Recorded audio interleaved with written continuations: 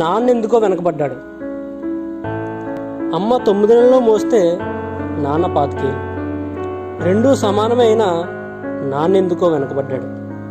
ఇంట్లో జీతం తీసుకోకుండా అమ్మ, తన జీతం అంతా ఇంటికి ఖర్చు పెడుతూ నాన్న, ఇద్దరి శ్రమ సమానమైన నాన్నెందుకో వెనకబడ్డాడు.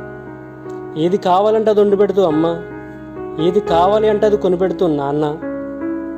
ఇద్దరి ప్రేమ సమానమైన అమ్మకి వచ్చిన పేరు ముందు నాన్నెందుకో బాగా వెనకబడ్డాడు.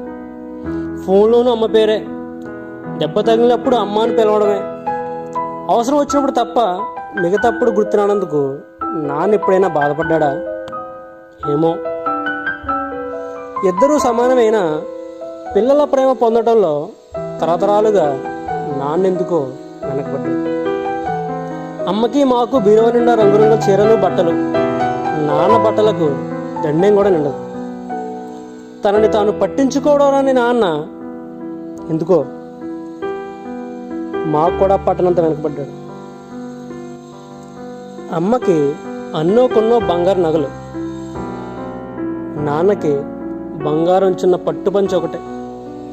కుటుంబం కోసం ఎంత చేసినా తగిన గుర్తింపు తెచ్చుకోవడంలో నాన్నెందుకో పాపం బాగా వెనకబడ్డాడు. పిల్లలకి ఫీజులు ఖర్చులు ఉన్నాయి అప్పుడప్పుడు. ఈసారి పండక్కి చీర కొనొద్దని చెప్పింది అమ్మ. ఇష్టమైన కూర అని చెప్పి పిల్లలు మొత్తం తినేస్తే ఆ పూటకి పచ్చడి మెతుకులతో ఇష్టంగా తినే నాన్న.